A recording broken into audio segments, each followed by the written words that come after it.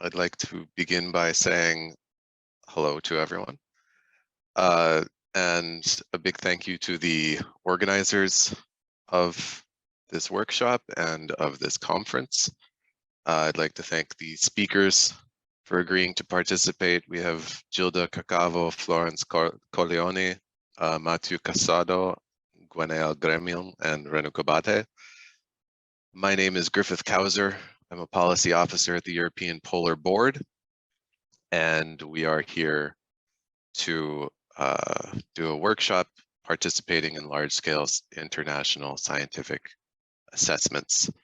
So this is put on in partnership with a variety of organizations focused on early career researchers, including the Association of Polar Early Career Researchers, APECS, Young Earth System Scientists, that's YES, and several others.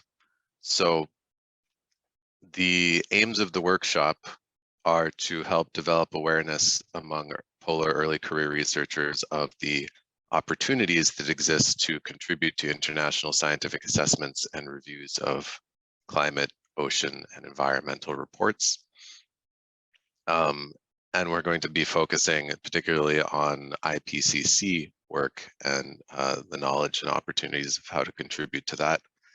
Also to help develop the reviewing skills of early career researchers in order to increase participation and to strengthen skills in the Southern Ocean research community, given that we are at a SCAR conference, and to increase its representation in international scientific assessments and reviews of climate, ocean, and environment. So we'll have 3 keynotes to start off with, then we will have a breakout session followed by a discussion of the work done in the breakout session and a concluding keynote. You can at any time ask questions in the chat box on Zoom, and when we come to the question, either after each talk or during the discussion portion, then you can ask your question or I can read it out for you. I would also, just as general housekeeping, remind everyone that this is not a webinar format, so I would ask everyone to keep themselves muted if they are not speaking. And the entire session minus the breakout session will be recorded. So that will be made available later on through the SCAR YouTube channel and then later on through the European Polar Board channel. So I'd like to introduce our first speaker, who is Dr. Gilda Kaval, who is a postdoc researcher at the Institut Pierre-Simon Laplace. She is a marine biologist based in France who studies the population dynamics of Antarctic species. Her recent work in the emerging field of climate genomics seeks to combine genomics with environmental and species distribution modeling to predict climate change impacts on Antarctic populations. She has served as the APECS Executive Committee in various capacities and assisted in the development of APECS-led ECR group reviews of IPCC reports. So with that, I would like to invite Jilda to give her presentation. Thanks, Griffith. I'll go ahead and share my screen. Okay.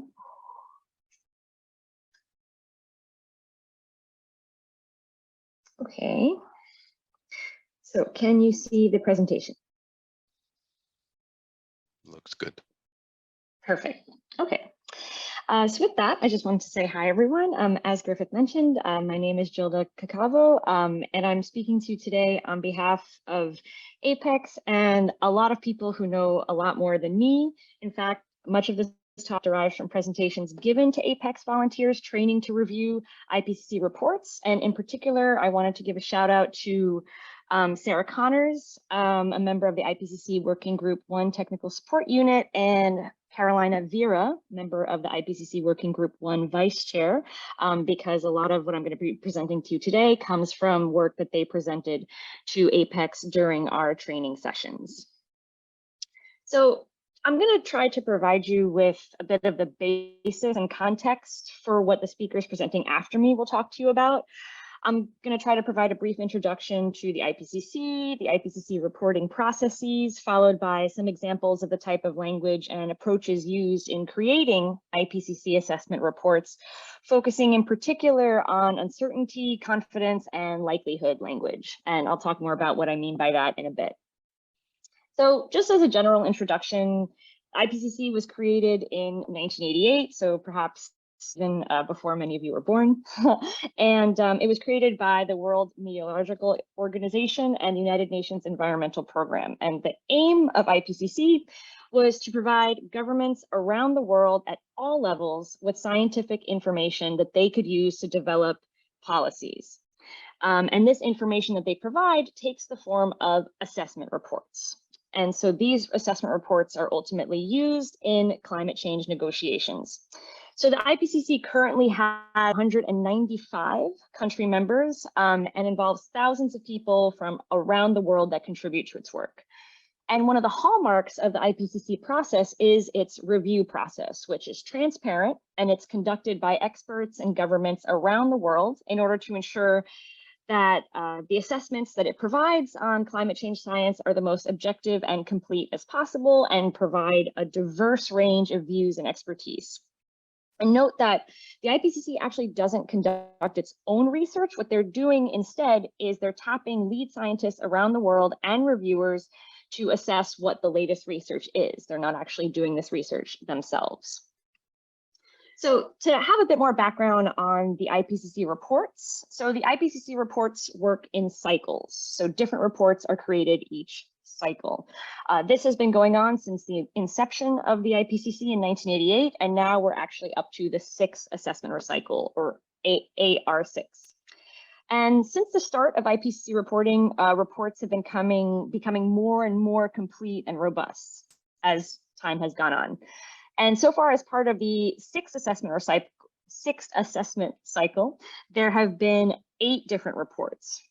So these reports, in terms of, we have special reports and the main report. So these are 3 of the special reports that came out as part of the AR6.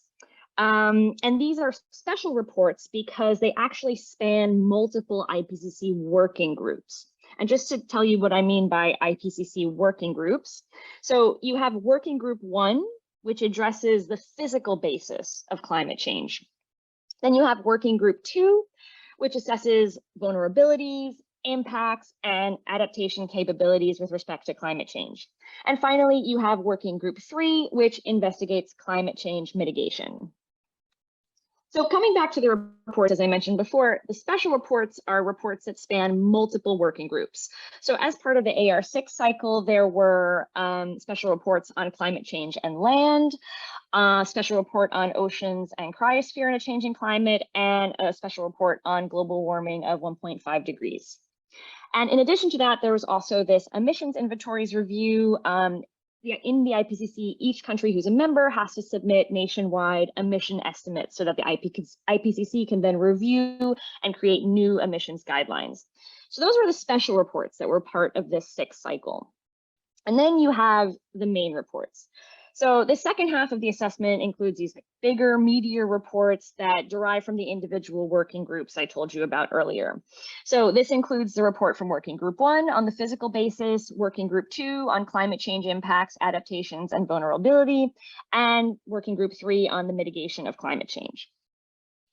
So at the end of a given assessment cycle, you have this synthesis report, which is produced based on the 3 working group reports.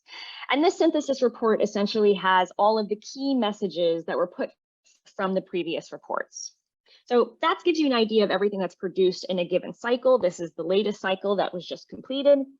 And now to give you an idea of how these reports are actually produced. So this graphic should give you an idea of the timeline of what is involved in a report production. So you start with this IPCC report scoping meeting. So this involves a meeting of the IPCC plenary that includes representatives from the 195 countries that make up the IPCC, and they get together and request that the IPCC does a report on a particular topic.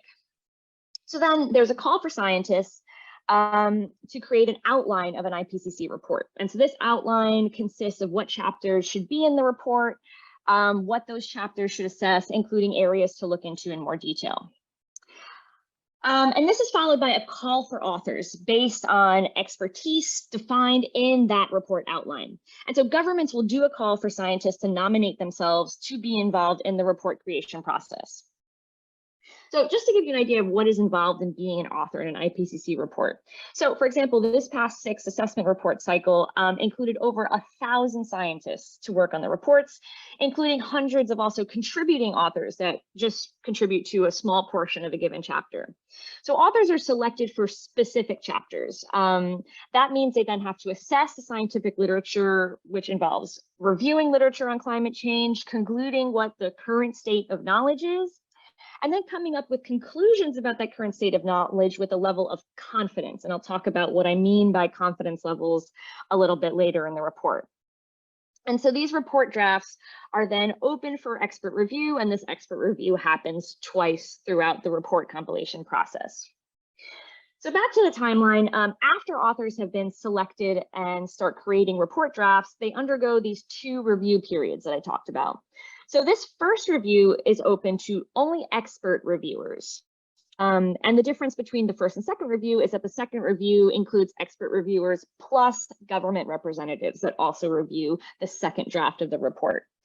And at the end of each review process, reviewer comments are compiled into these giant Excel spreadsheets that are given to chapter authors. And these could be anywhere up to thousands of comments that a chapter author has to address. And reviewers, and so these authors have to actually reply to every single comment that they receive on the report that they've drafted, saying that either they accept the comment, they reject it, perhaps giving an explanation for that.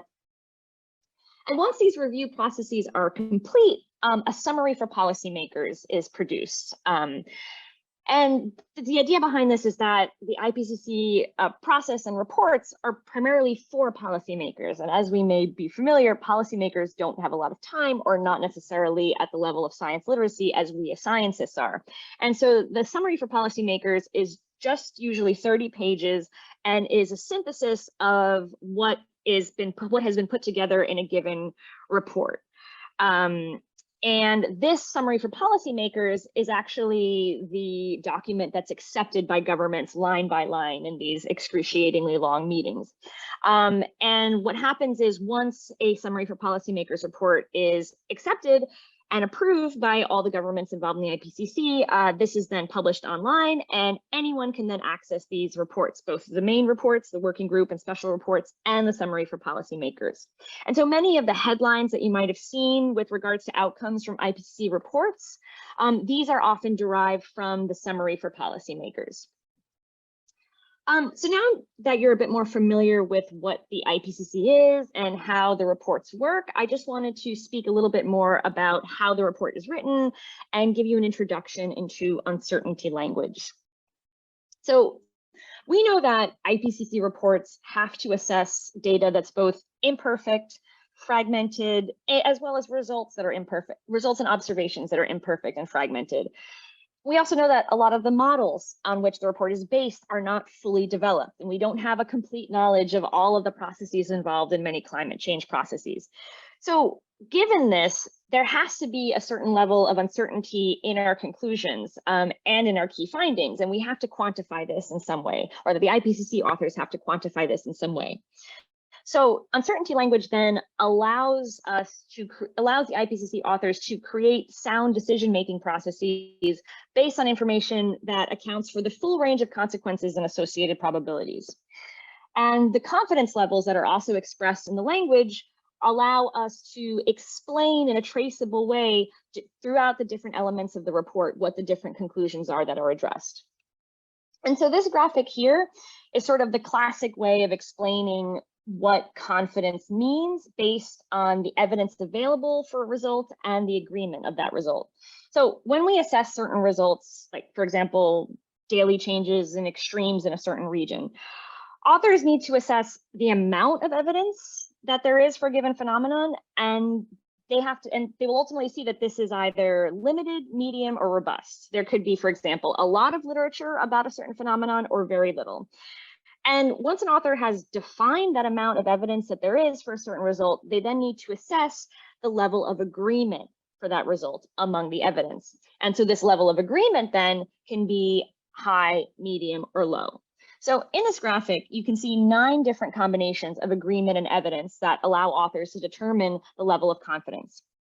So in the top right corner, for example, you have the example of high agreement and robust evidence, which provides the highest level of confidence, right? And then, for example, the opposite would be in the bottom left corner, low level limited evidence, among which there is low agreement. So that would, of course, give us the lowest level of confidence. You can ultimately define confidence in 5 different ways: very low, low, medium, high, or very high. And so this determination of confidence levels is made in different ways throughout a given report chapter. And different lead authors are essentially in charge of this at first, but the final result of what kind of confidence level language is used in a report is a collective output from all the authors involved in the report. And so the executive summary that comes with each of the chapters of a report includes the key findings of the chapter with associated confidence levels. So when you have high levels of confidence, you're able to include also this likelihood term. And these likelihoods can be used to create a sort of probabilistic estimate of the occurrence of single events, for example, or for a certain outcome, climate variability, observed trends, or projected trends even. And so likelihoods can be based on statistical or model analyses, expert reviews, or quantitative analysis. So there's many ways that we can come up with a sort of likelihood of an outcome. And these different likelihood categories are linked with certain terms that are actually used in the language of the report. So for example, at the top of the table here, we have this term virtually certain, and that is always associated with a 99 to 100% likelihood of a given outcome. And then at the opposite extreme, at the bottom of the table, we would have this term exceptionally unlikely, which is associated with a 0 to 1% probability likelihood outcome. So it's important when reviewing reports or of course writing reports for that matter, to make sure that these terms are used, the terms that are listed here, only to express likelihoods and not something else. Because for example, in our daily language or in writing scientific language, we might use the term likely, but we might not necessarily be specifically meaning a 66 to 100% probability. But in IPCC reports, whenever the term likely is used, it actually means likelihood of an outcome. And so it's very important that it is confirmed that this language is used exactly how it's meant.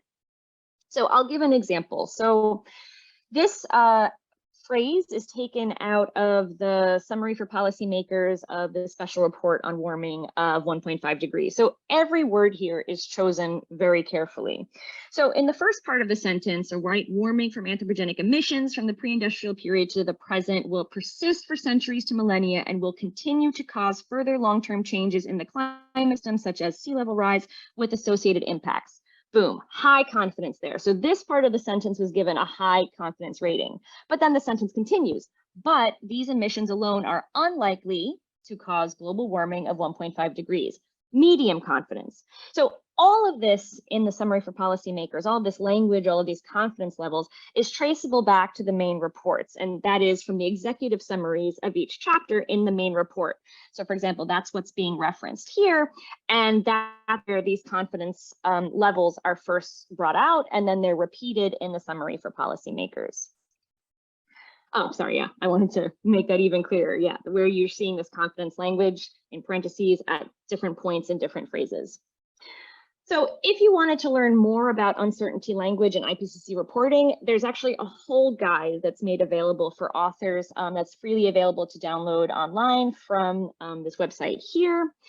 And that's more or less all I wanted to talk about today. I wanted to give another shout out to Sarah Connors and Carolina Vera, who provided a lot of the material that I presented to you today. And I'm hoping that this has provided you with a bit of an overview of what the IPCC is, how the reporting process works, so that when Flo and Mathieu will be able to present to you now, you'll have a bit more of context, both about why it's valuable to get involved into the IPCC process, which is what Flo is going to talk to you about, but also what benefits you can get out of that as an early career researcher in particular, which is what Matthew will talk more to you about. So thanks again, and I will stop my share. All right, thanks so much, Gilda. That was excellent, and as you said, I think it's a perfect bridge right into our next speaker. You're also keeping us on time, so thanks very much. The next speaker here is Dr. Florence Kolione. She's a senior scientist at the National Institute of Oceanography and Experimental Geophysics in Italy. She is a paleoglaciologist and paleoclimatologist whose research focuses on reconstructing the long-term evolution of climate and the Antarctic, Greenland, and other ice sheets. She's currently the co-chief officer of the SCAR Instabilities and Thresholds in Antarctica, also known as INSTANT research program. So, Florence, the floor is yours. Thank you, Griffith. And thanks, Gilda, for the very great introduction. So actually, I was more keen on talking a bit of sharing the experience I had when I was still an early career scientist, and I participated into this process of expert group reviewers as an early career scientist. Well, I will not talk about it too much because I will let Gwen and Matthew talk about it. But well, I gather some points that, to my opinion, are important for early career to get engaged with this kind of assessment, not only with IPCC, but other kind of assessments, actually. So, as you just say, the IPCC, okay, aims at assessing the science related to climate change. And actually, so it means, well, following the pathway of carbon emission and a related response of the climate system altogether. I put in here this figure, and I repeated it a little bit later on the slides because, I mean, this shows the carbon emission pathways scenarios, the main ones, because they have plenty of carbon emission scenarios that the climate scientists are using to make the climate projections. But I wanted to show you the evolution of the different assessment reports, which are shown here with the yellow dots, actually, from the first assessment report in the 90s to the last one, actually, and show you that before, let's say, the future, the carbon pathway is the observations. So it's really striking me when I did that for a recent paper that we have been talking about climate change since the 70s at least, and we are still there talking about climate change. So what's just let's say the quote about climate change. So that's why the assessment report are needed, actually, because as you can see, changes happen very, very slow in our economical system. So, I mean, assessment reports are very useful both to show what happened in the past, let's say at the beginning of the 20th century, but also where we are right now in terms of carbon emission, and still with our assessment report that are always very pressing in terms of climate urgency, emergencies in different aspects, actually. So you can find all the assessment reports of IPCC since the very first, actually, on the IPCC website. I mean, it's very, very easy to find, and all there. So lots of materials, lots of figures, and it's very great to have actually this overview of how the language of the report has been evolving. Gilda was mentioning before, and this kind of language linked with uncertainties has been greatly evolving, and everything that is, let's say, encompassed in this kind of terminology has been also evolving a lot through the IPCC process. And well, you can find nice figures for yourself as well, both to understand but also to be used. So, I mean, I definitely advise you to go and have a look at the different reports. So why do we do assessment reports in general? It's mainly to communicate the knowledge about the science and the technical and the socio-economical knowledge of climate change. So all those aspects that I would say most of the population, not that ignores, perhaps many people have some spots about different aspects of those knowledge, but not an overview. put all together, okay? And this overview exercise, this synthesis exercise is the most important to be done, because this connects every aspect of the climate change all together to provide really, a perspective on, okay, what's going on and what should we do, okay? So this part is really important, because this synthesis then is communicated to politics, stakeholders, end users, population, practitioners, etc. So us, let's say, as citizens, okay, because we definitely would like to better understand how to adapt and how to mitigate, okay, what we are doing to the planet somehow. And we definitely need to do synthesis, okay. Synthesizing the knowledge is perhaps the most difficult task that someone has to do, whatever is the field, could be scientific or not scientific at all.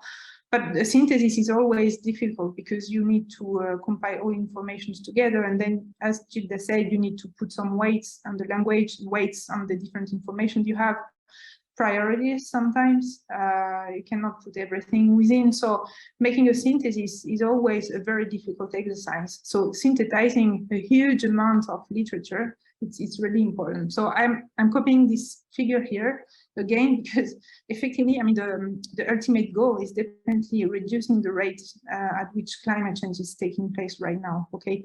And I re-shown this figure because, well, depending on the carbon emission scenarios, of course, the rates are completely different of emissions.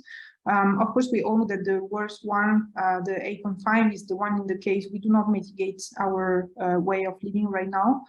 While the very optimistic one that probably is a bit optimistic right now, because we definitely are close to reach the maximum, is the Paris Agreement, the 1.9.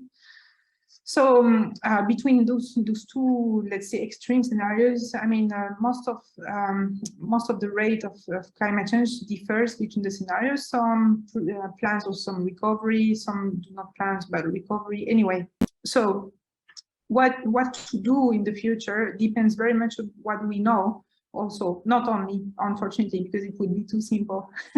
This is where politics takes place, no? So why the review process is important in this case. The review process is really important because, first of all, there is a huge amount of literature produced everywhere, and a huge amount of literature that has been produced in the past that is still relevant to the problem. So when we do assessment, it's not that we do not include what has been done in the past. We are building on the past literature and trying to incorporate the new literature and to make an advance in the knowledge, right? What is very, very difficult is that, well, to the peer-reviewed literature now, we have a huge bunch also of gray literature. Gray literature is about everything that is not, let's say, peer-reviewed academically, which doesn't mean that it's not including the IPCC assessment, but in the past assessment, it has not been included. Right now, it's really evolving, and we have more and more documentation that is not, let's say, peer-reviewed science that is included also in the report, because well, we can produce knowledge in different ways. Some aspects of the climate change are not peer-reviewed because it doesn't work this way. So there is also an evolution in the bibliography that is included in the report. So this part of, let's say, synthesizing the information is highly important, and because of the huge amount of existing literature about it, we need hundreds of people to do that. Okay, it's not that one can do that by its own. It's complicated, and also because climate change is not only about science; it's also about population, economical impacts, and etc. politics. And so we need to have a multidisciplinary overview of touch upon climate change, and that is also influenced by climate change. So we definitely need a huge team worldwide to really make this kind of synthesis.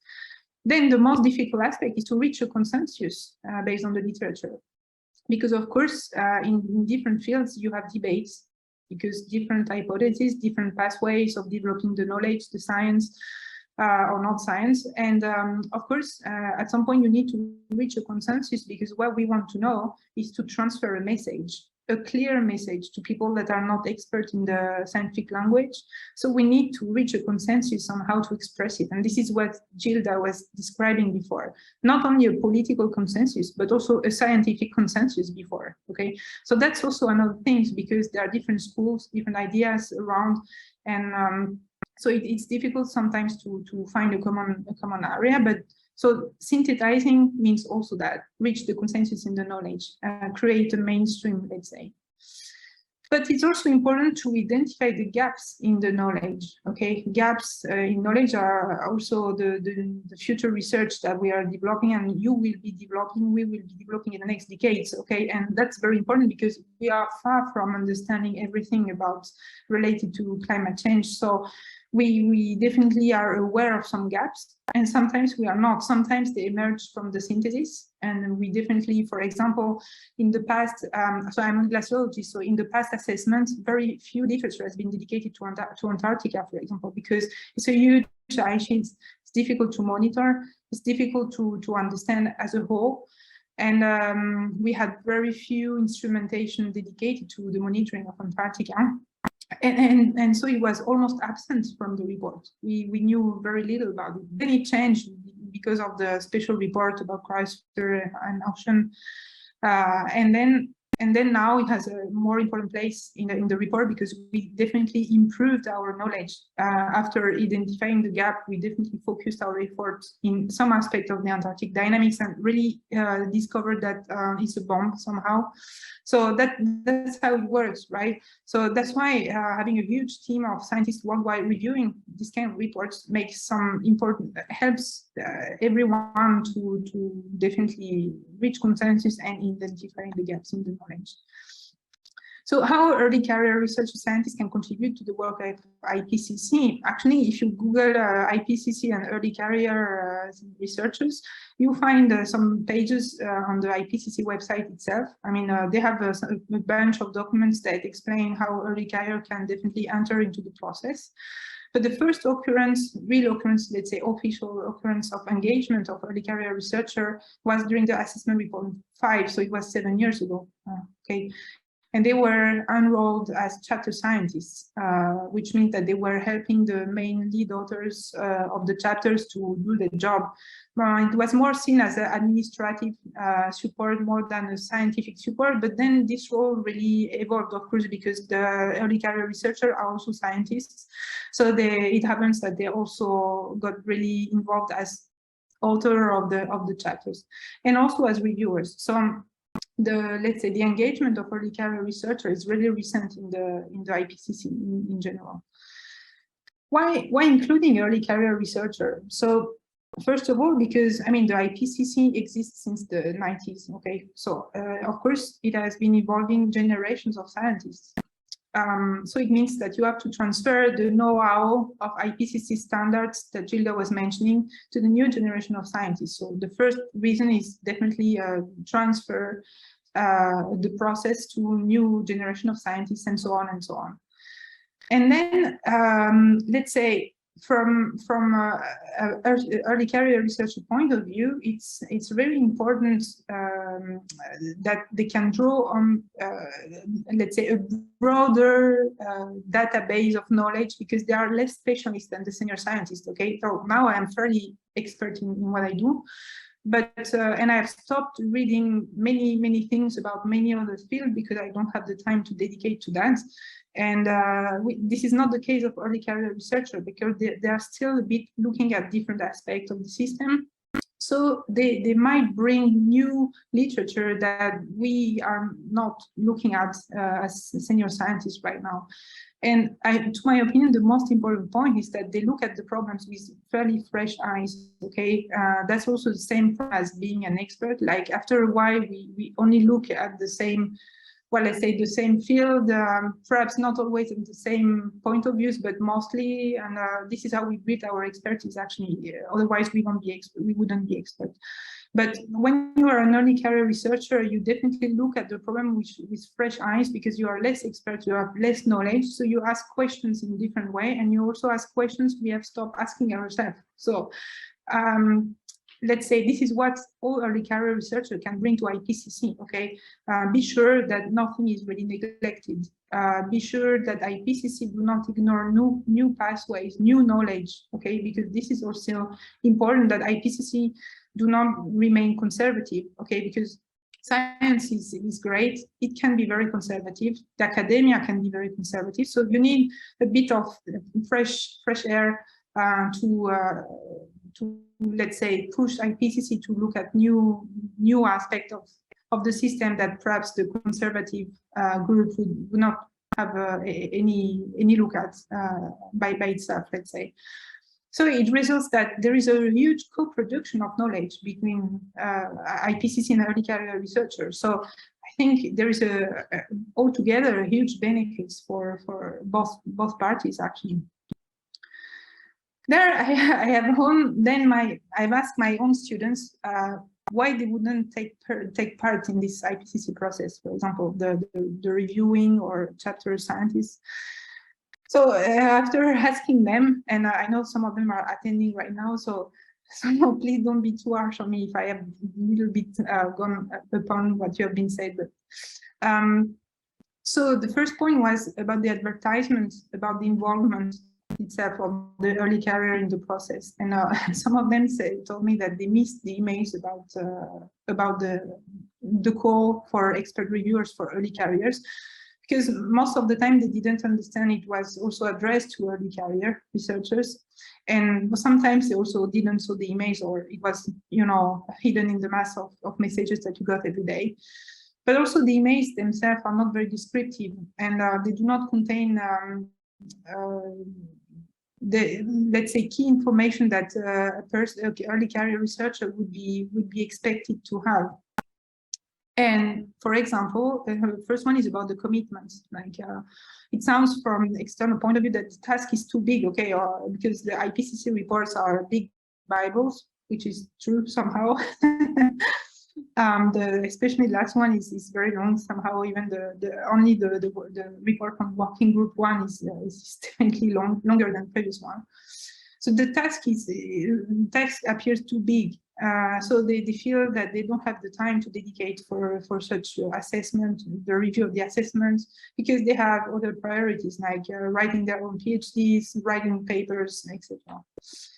About their own skills also, sometimes perhaps they are not sure they would be assigned to a chapter that is related to their own specialty, which happens, because it also happened to me, but that's okay. So some are a bit comfortable with that, some are uncomfortable with that. So I think when you're an early career, sometimes you are a bit unsure about your knowledge because you feel it's fresh, which is true, it's fresh. It doesn't mean that it's bad or you don't have the control upon it.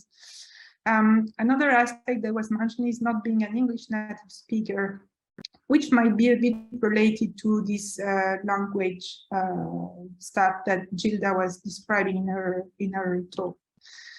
And then sometimes they feel that there is perhaps no recognition for their own career behind the writing or the review process.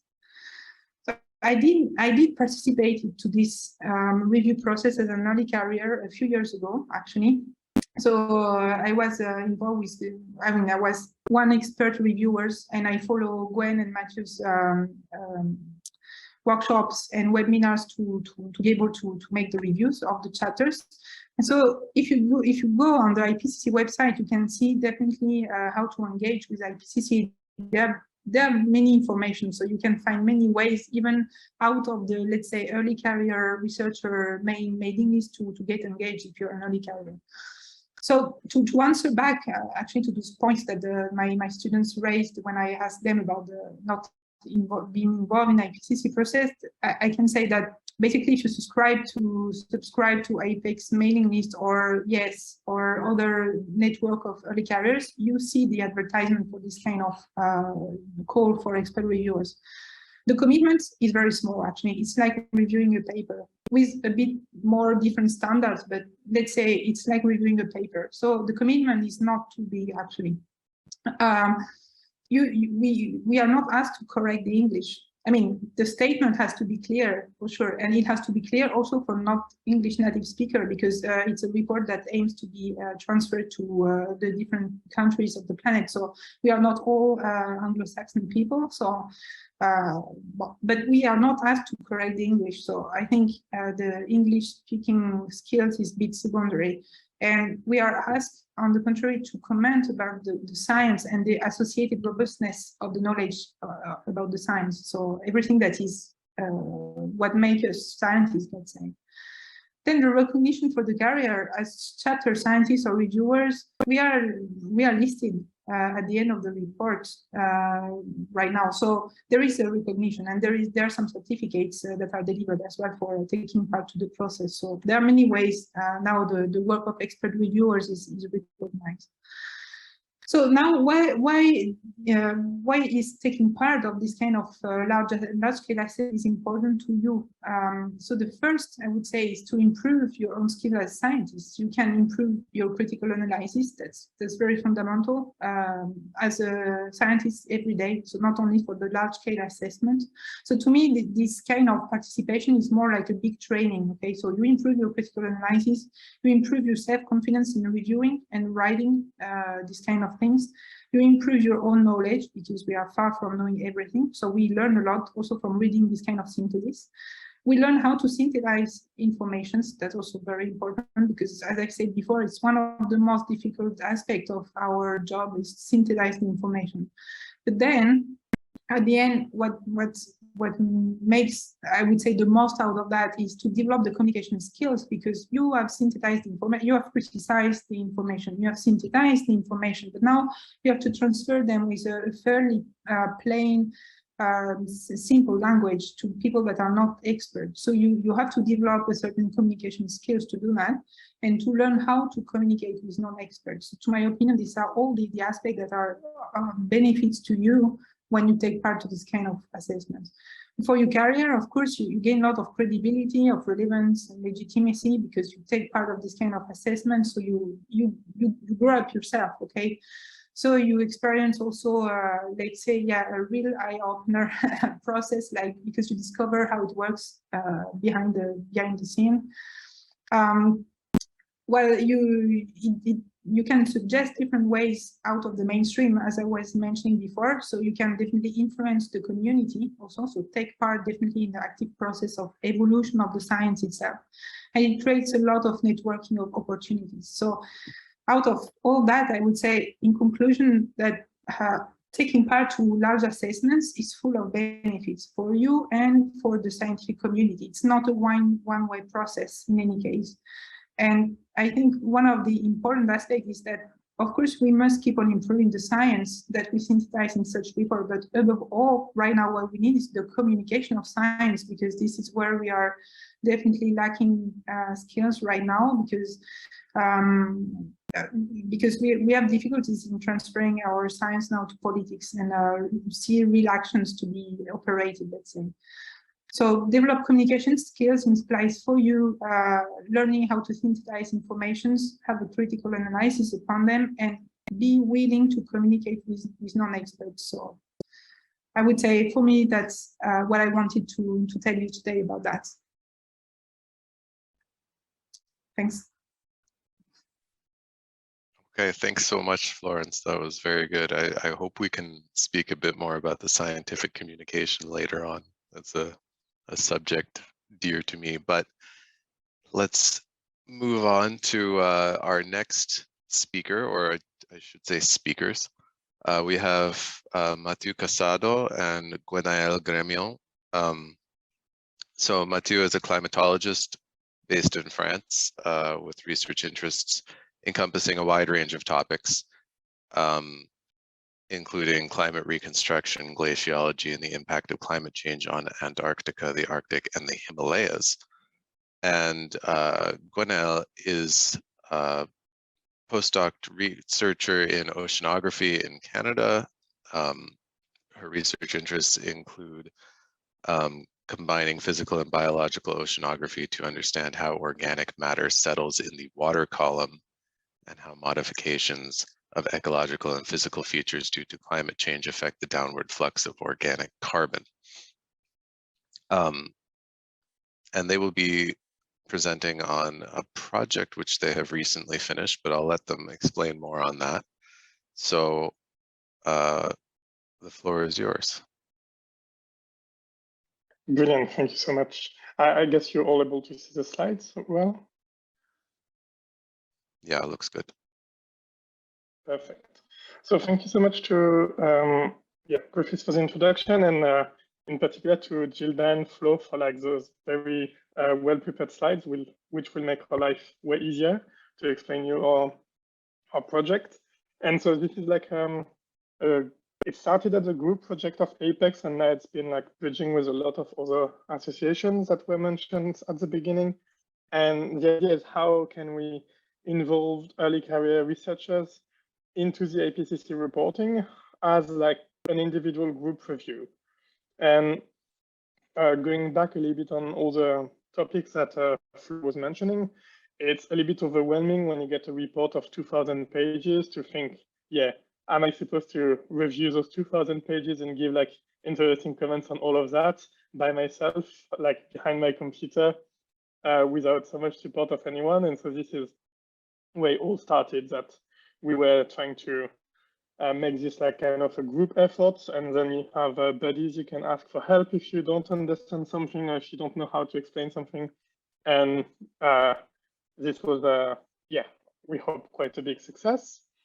And so now that you're all experts in how the IPCC works, I don't have to go into too much details, but we focused a little bit on the special report on ocean and cryosphere in a changing climate, because at the time it was only APECS.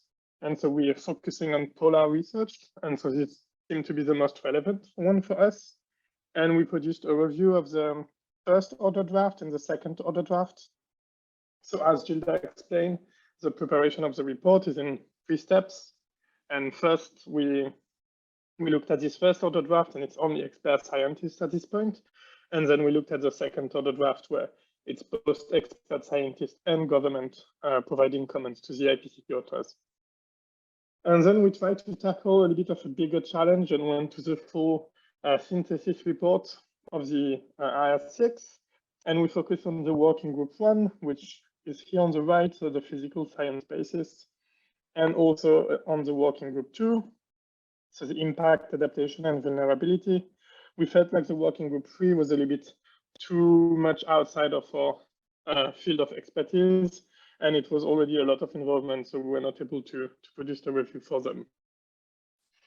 And we, as you've seen this graph from Gilda, and again, like going back to the outline of how the review process works. We got the first order draft for which we produced comments, and then it was sent back to the authors. They had a couple of months to work on it. They provided us with a second draft. We produced comment again, and then it was only the government reviewer and the authors finalizing and approving the report. But we also had to organize ourselves because it's a couple of thousand pages to review, and we're like thinking this should be a task for like quite a lot of people. And you will see how much for each review a bit later. But so we had a project group leader following a bit the structure of APECS project groups. And then like, since there were several chapters, we had chairs for each of the chapters that were in charge of organizing the review and compiling the comments all together. When the task really became big for the IR6 synthesis report, we even had sub-chairs for some of the chapters that were linking between the chairs and the reviewers. And finally, like there were like the bulk of the group review, which were actually the reviewers. So early career researchers like you, who were actively reading, like attributing sections of the report and preparing the comments.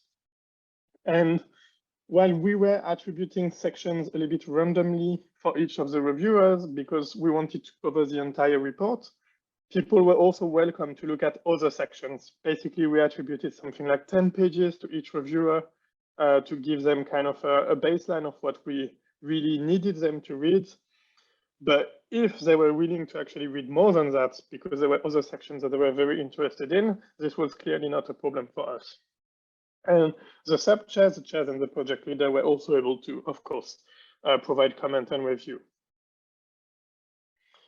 So we try to imitate a little bit the chart of the IPCC to make our own chart. So what happened is we had this call for reviewers, and as Flo said, like this was a little bit tricky because we called and there was like this small period of a couple of weeks.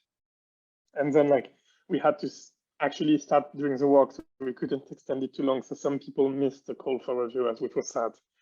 And we actually received a lot of applications, even from very senior people. We even had some professors, and so we tried to prioritize early career scientists that could really get some benefits from this report.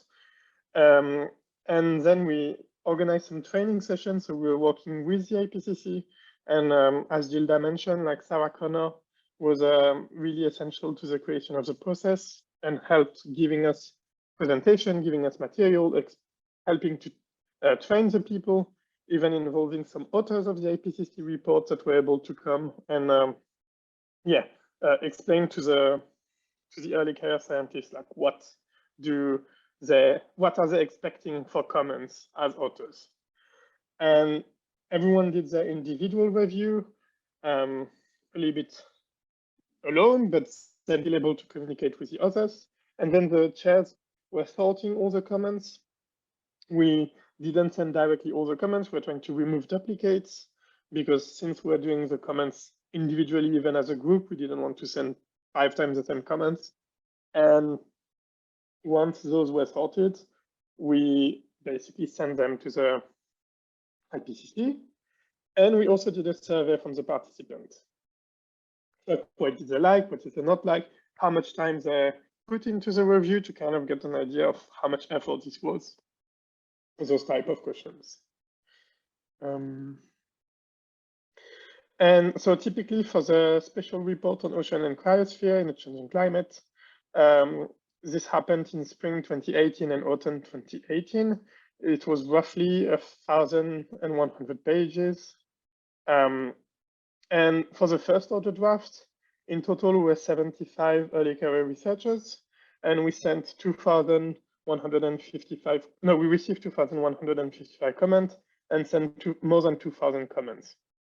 And for the second order draft, roughly like 1,000 comments.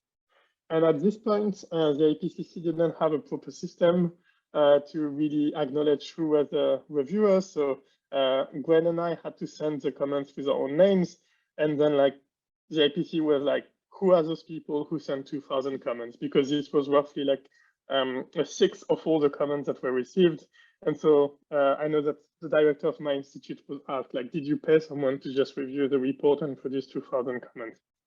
And then it was explained that it was a group review and not one individual. And so for the first order draft, we had participation of all those people to help training all of our participants. So of Sarah Connor, who was the science assistant, the working group 1, as well as Elvira Polochanska and Katja Mittenbeck from the working group 2, and helped with the vice chairs of working group 1 and 2, so Greg Flato, Andreas Finchlin, and Mendes, and as well as for the second order draft, Jan, sorry, I might not say this name very well, like Fugerstedt, and some coordinating authors. And in the end, like what happened is,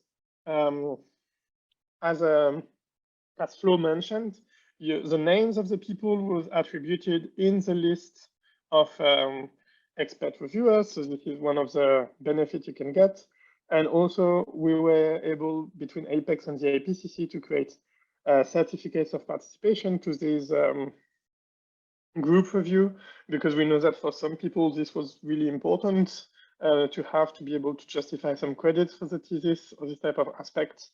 And so this was an effort that we did, and Gilda was president of APECS at the time, so has her signature there.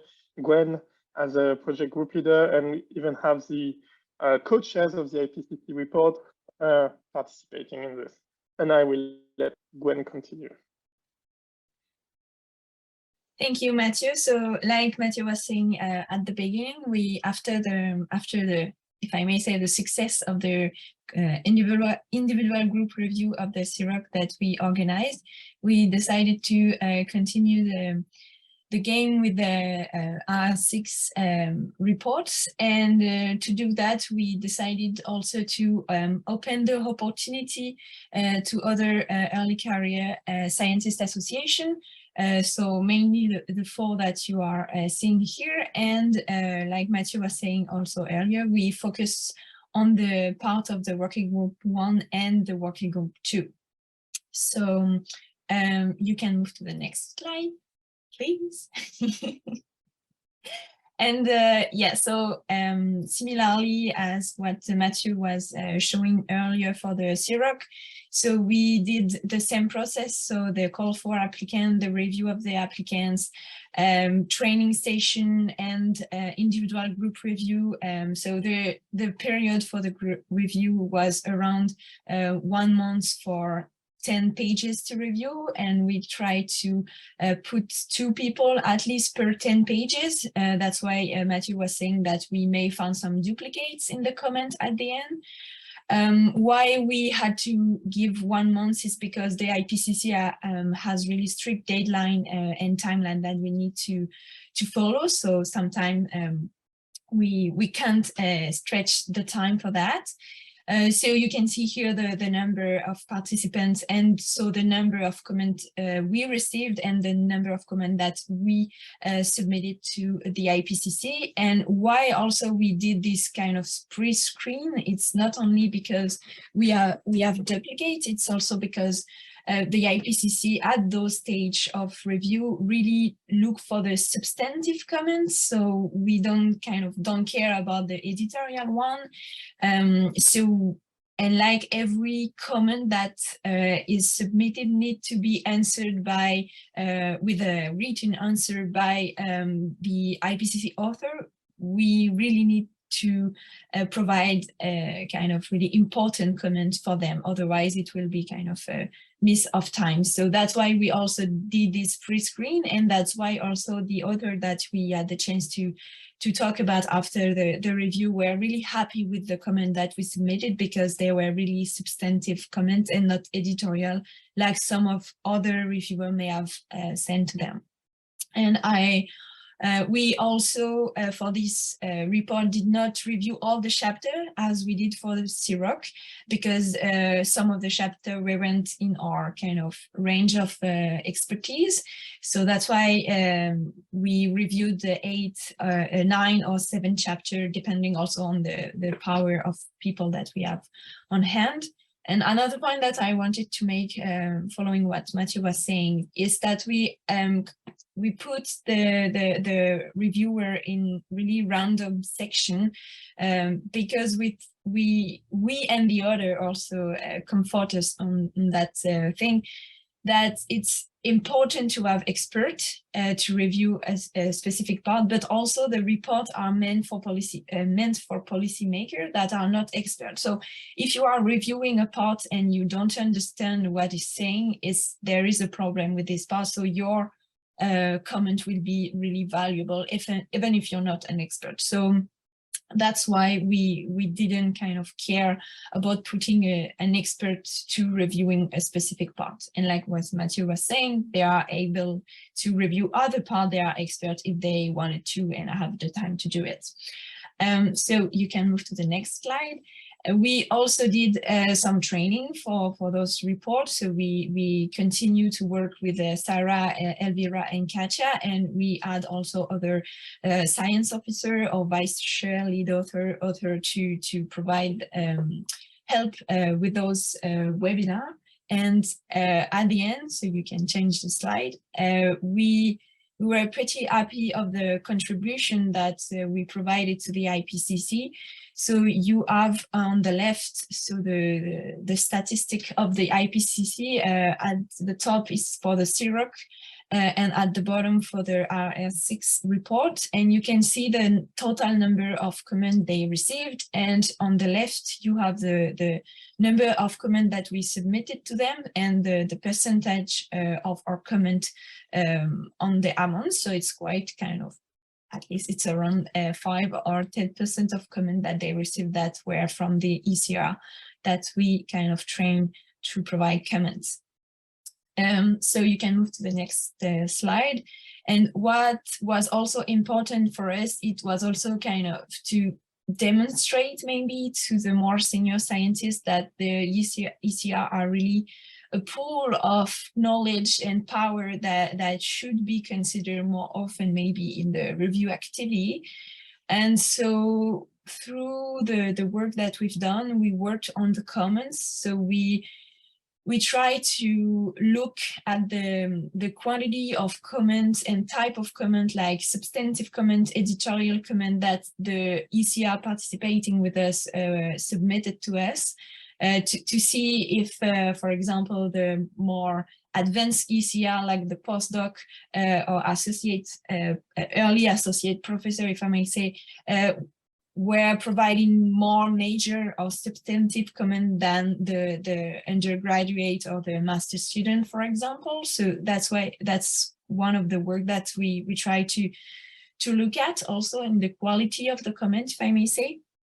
And through the participant survey, we also try to see how many time the people dedicated to their training to do that, how many time they spent actually on the review itself, and if there is like a relation between the position that you have.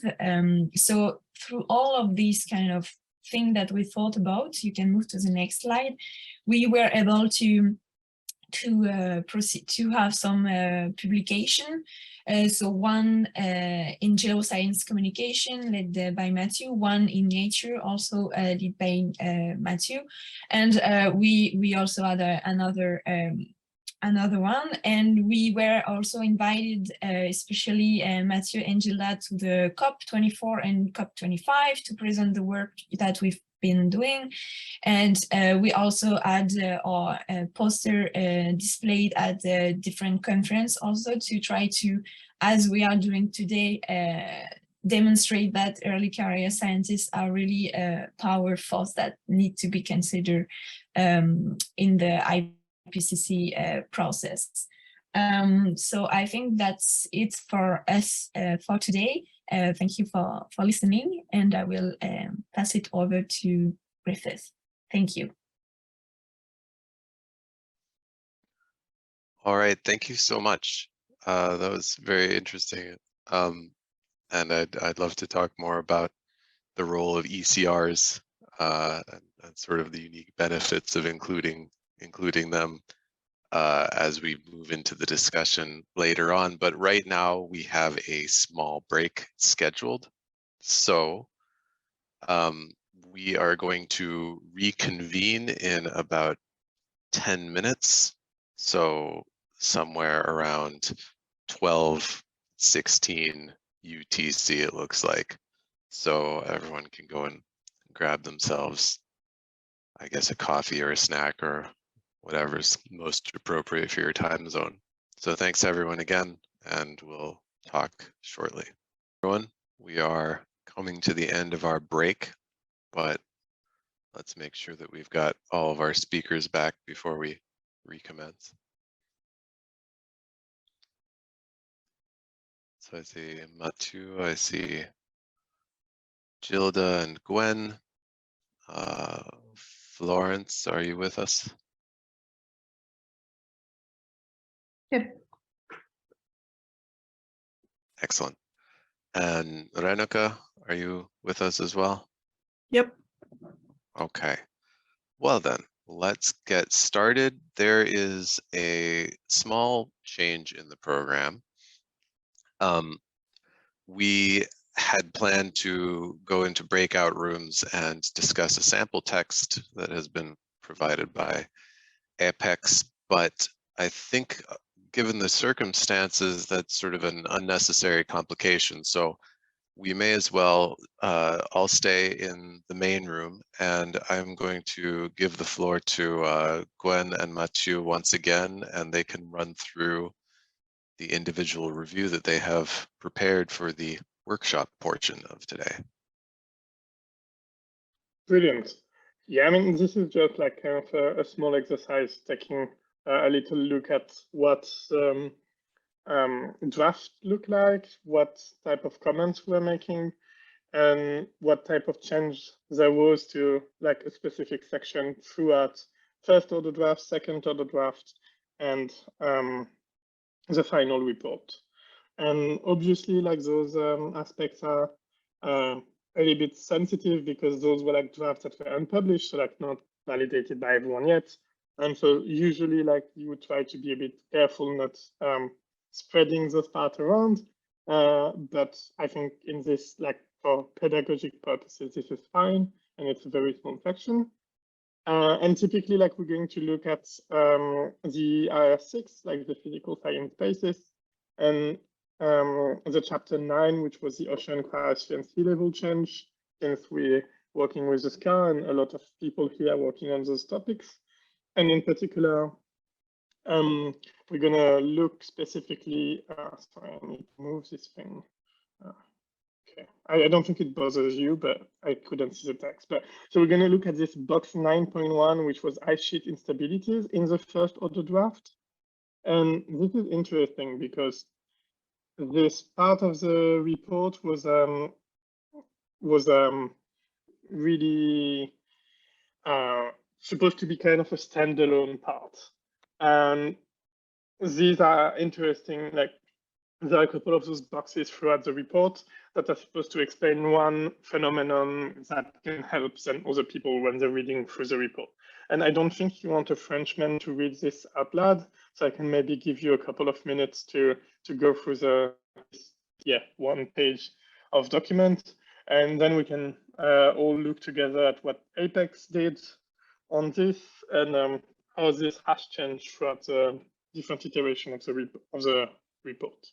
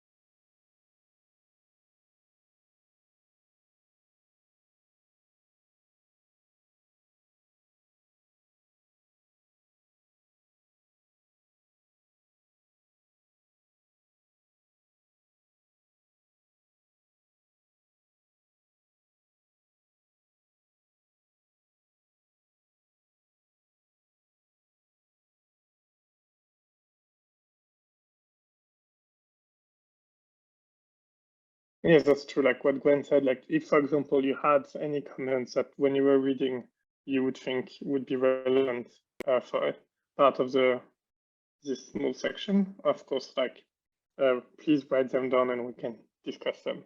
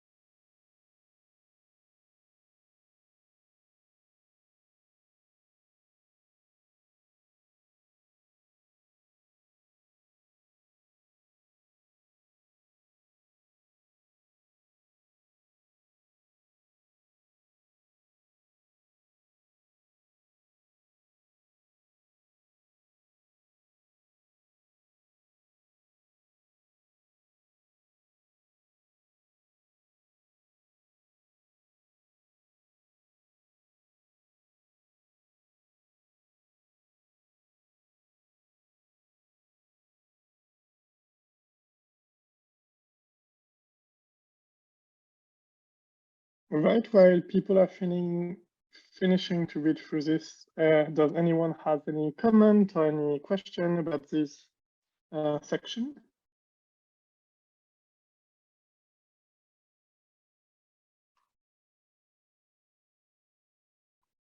Yeah, Monica, go ahead. Thank you. Mathieu, I just want to point out that this particular section is from a box, and the text in boxes were usually treated as a special text format, different than the main report, although they had to keep the same structure and criteria and all. The way we were asked to produce the text for the boxes, it was different than the assessment itself. So just to keep that in mind, because we're going to be reviewing a special part of the report. And then if I could later on give some insight as a lead author from SROC, I think I have a few comments I would like to make. Thank you. Yeah, I mean, that's totally true. This is also for this reason that I picked this, is that this is a very defined section that had a very defined topic that it was supposed to address. And so this was very easy to find back in the different iteration of the report. But it's true that it's mostly how the rest of the report would be considered, where like there would be maybe a bit more liberty within the scope of the report that what authors would put in it. Veronica, do you have any additional comment? Yeah, I think I understand the concerns that Monica is bringing up. However, I think in the broad scheme of things, what we are trying to do in this workshop really is just to understand what kind of activities are needed, what level of work there is, and how do you edit something like what we are presenting on the screen. So I think it would be fantastic to hear, Monica, your comments, absolutely, because you've played such a lead role from so many years now in the different assessments.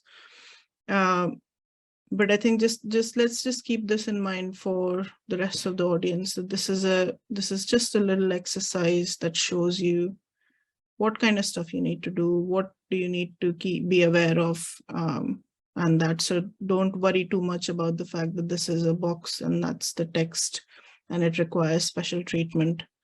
Once you participate in big in assessments like the IPCC assessments, these individual aspects will be made very clear to you at those times. Okay, thank you. And I also feel like as reviewers, this was not something we had special, like we were not given special instruction to review the box differently than the rest of the text. I think probably as authors, you had like very special instructions on how to write it. But as reviewers, this was like a normal part of the chapter to read and review. Exactly, that's exactly it. Thank you. Abdirahman?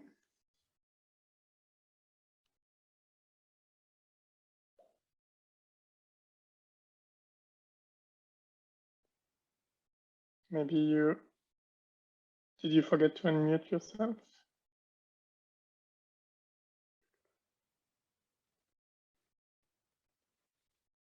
If it's not possible for you to like speak, you can also write comments in the chat if it's easier.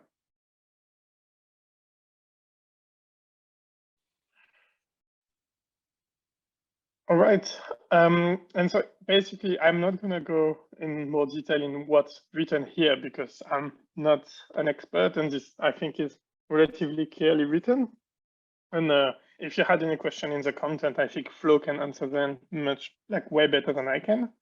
But I think we can move on to what APECS did as comments for this section and how we moved forward. And like full disclosure, I do not know who wrote those comments in the APECS review. We picked them in the comment list, but at this point they were already assembled all together, and we didn't want to go check who wrote each comment like, because this doesn't really make a lot of sense here. It's really just pure, like, how the process worked type of idea. So this is basically what, like, the type of table from the IPCC would look like. You have a comment ID that's attributed, like the page number, the line number on the page, which here seems to have okay, it's a bit better here, and what was included. And you have to pick yourself, and this is a self-evaluation between substance and editorial. And usually they really require more substance comments rather than editorial. As you can see, the first comment was like to add a reference that seems to be relevant. So this is always very useful for the authors because they might not have thought of all of the literature. Then the second comment is to add a word which definitely useful, but since there will be like 2 more rounds of review plus a copy, like professional copy editing that happened, this is something that probably would have been caught at some point. And then we have like this big comment, and so it might be a bit small, so I can try to read it out loud, but sorry about my pronunciation. So I would suggest wording the MISI explanation a bit differently for non-experts. Starting line 10, I would suggest rewording as such: it arrives when the ice is sitting on bedrock that is sloping towards the interior of the ice sheets, retrograde slope. In such a scenario, as long as the ice flux is going out to the ocean through the grounding line, matches the total accumulation upstream, the situation is stable. However, when a perturbation occurs that causes enhanced ice thinning, such as a warm ocean water incursion, the ice shelf will start to thin from below, the glaciers behind will accelerate, and so the grounding line will retreat inland. Because the bedrock slopes inland, the grounding line will retreat to a position when the ice is thicker. Because ice flux through the grounding line, I think it's line, is strongly dependent on ice thickness. This results in increased ice flux out towards the oceans, while ice flux from upstream remain the same. The imbalance in ice fluxes implies that the grounding line will continue to retreat further into thicker ice as positive feedback. The western ice sheet is positioned on such a retrograde bedrock, and then going back to the original text. And so, like, I think this is something which is very valuable for the authors, because not only is the person who made the comment really making some substantial changes, it's actually providing already some suggestion of what the meant would be probably a better situation. And so typically, like, this is really, and like, unfortunately, we're not able to find what the authors commented because it's not available on the website of the IPCC yet.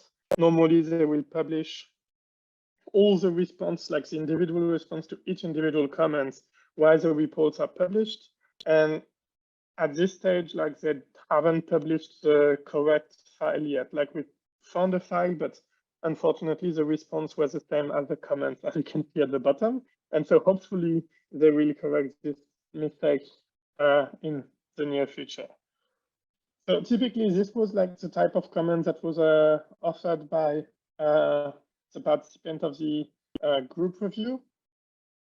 And this, and here, like, it's a bit small, but I don't think we're going to read the entire thing into detail. I think we're just going to like look at the main thing. This is how this doc has evolved through the second order draft. And you can see that the title is different. So the title is now key processes driving sea level change, instead of what was before, which was ice sheet instabilities. So we really changed the title, and we also really changed the structure. Here we had 2 paragraphs, and now we have like a lot of small key points that are like described, basically giving definitions for the rest of the report. And again, this is not necessarily your typical part of the report. As was said earlier, this is really a box that's supposed to be a little bit providing something to be able to read the report. But for us and for this review process, this was very convenient because this is an easy to track part of the report. And then There was an extra round of review, and we didn't necessarily extract again the comments that we made, but we can skip directly to the last version, the published version of the report that you can find on the IPCC website. And you can see that it's changed a lot again. So now it's actually box 9.3 and not 9.1 anymore. And it's insight into land ice evolution from modeling intercomparison projects. You can see that the structure changed a lot. It's not a couple of definitions of some points. It's like really some definite, like some key points, some key aspects that can be studied. So the regional forcings, intercomparison projects for Greenland and Antarctic ice sheets. And so we're talking about boxes that are like moving differently than the rest of the report.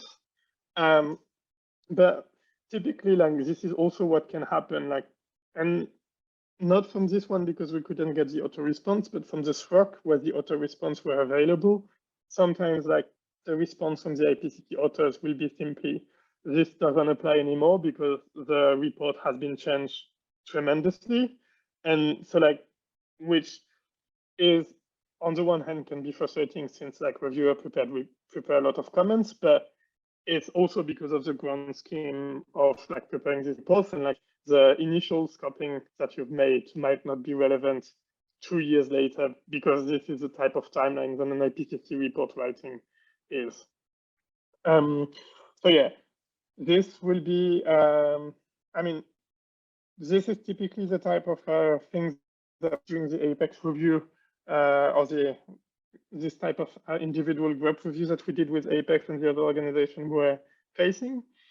And typically, while the R6 process is finished, we don't expect to be able to do those type of big group reviews in the near future. But hopefully, when the R7 will start in a couple of years, it's possible that this type of initiative is started again by either APECS or would like to examine.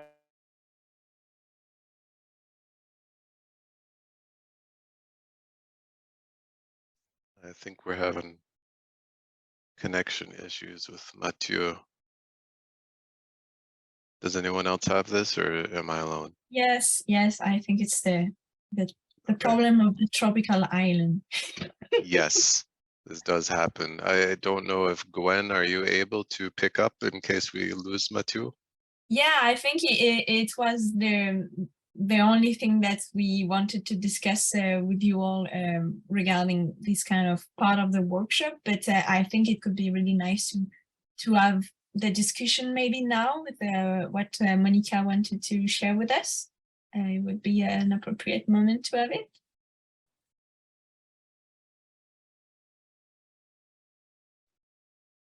Certainly.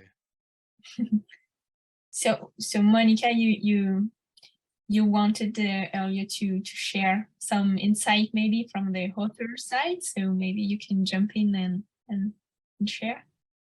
Yes, please. Okay, thank you. Well, I won't have a presentation.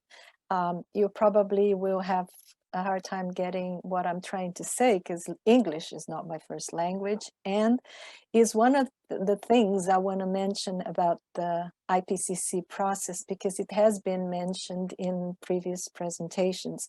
But I did have a list of things I thought might be useful for future reference. And I guess my first comment is that it is very important to keep in mind the participation of early career researchers or scientists, whatever way you want to call, because it's already been 8 years or 7 years. So it's something that has started a while back, and it's start to grow on different instances. And within IPCC, what I would like to comment is that some participants as chapter scientists or early career scientists as reviewers or whatever, you will be mid-career scientists for the next assessment. So I think that is the main goal of the whole process, is to make sure that when you start contributing in other roles, that you are familiar enough with the process that you can understand and be more comfortable with it, independent of your origin, race, and ethnicity, situation, or whatever, independent of your identity, as Renuka points out very properly on her talks. The other aspect I want to point out is that it is very important to make sure that the ground rules and specific roles for the assessment reports are kind of are spelled out from the onset, so that you don't get problems with expectations. And I was just thinking of Mathieu's last comment on the frustration on some comments as to there has been a change due to a complete overhaul on the grand scheme of things. I think the frustration in some levels is mutual, because imagine you've seen the whole process. If you start working and all of a sudden you have to change everything you did because of consistency across the report. And I think if you know that beforehand, it makes more palatable for the whole process. One important thing I want to point out as well is that the participation on the IPCC reports, the assessments, it has different categories, and not all of them were spelled out, but they can happen by government appointment or by indication. And after the people are appointed, IPCC makes a selection looking at a big matrix, so that nobody is, there are no imbalances from regions, sex, and all the statistics that they need. But we have the coordinating lead authors, which are the people that will oversee the chapter. And that is very important. Their role is key to the whole development of things, because they will be the bridge between chapter writers and the IPCC organizing, or the secretariat and everything else. Then you'll have the lead authors that will have specific chunks of the chapter assigned to them. But you also have contributing authors and the chapter scientist. So these four categories, they have different roles within the chapter, and then what they do or do not do is going to be reflected on the reviews, on the text, and how the report shapes out. And sometimes if you do have to change a whole mess of text that was written by one contributing author, and it has been decided that that section is going to be cut out. Imagine what kind of problem that constitutes, because you have asked someone to write a text. They put the time, they did all the proper information with confidence language, uncertainties and all that, and all of a sudden the text disappears. So there is a lot of diplomacy involved in this whole process. But the chapter scientists, they can also be appointed by the CLAs, the coordinating lead authors. What I think it was mentioned is that you can put your name forward to the IPCC Bureau, but ultimately you can also be appointed or selected or let's say suggested by the people on your chapter, and that will go as to whether the chapter itself is in the need of someone with specific expertise, or simply someone more objective that can take a step back and say, listen, you are absolutely off track. Pay attention to what you're doing. So in many ways, it is a very important role. I guess let me see one else.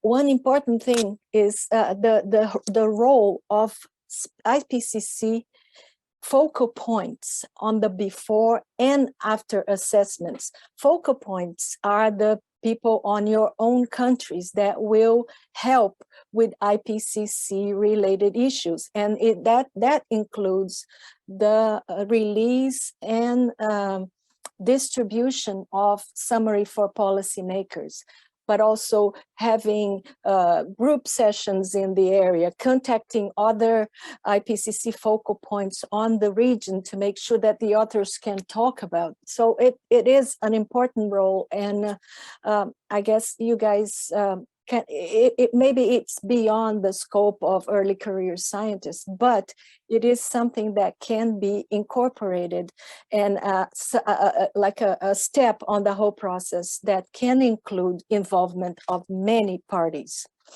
In terms of language, I guess one important thing about confidence language is that the expectation was that the involvement of early career scientists and the understanding of how confidence language is important to the whole process is to have the new generation started to incorporate that language on their own publications from then and beyond, so that there wouldn't be such a difficult time for authors to pinpoint what are the important papers and what the important papers want to say about the results. Is it medium confidence? Is it low confidence? Is it likely, unlikely? And in terms of likelihood, making sure that we do not use likelihood in a random way, that we really mean likelihood in a specific way. The other point, I have two more points, I'm sorry. The other thing I want to talk about is great literature. It is very important to separate great literature, which is something that has always been seen as something not very good because it's not reviewed, as to literature that is peer-reviewed, but it is the one that incorporates indigenous, traditional, and local knowledge, and as that will be written in a different way, and maybe not papers and reviews that are written in languages other than English. These are important papers that will help bring back to the communities a sense of belonging. And sometimes these reports, they are not incorporated on the IPCC reports because they're not available in the English language, which is the language we all speak. So these are important points. One of the last comments is that we need to understand that the review process that Mathieu has explained so well, we as authors were required to respond at every single one of them.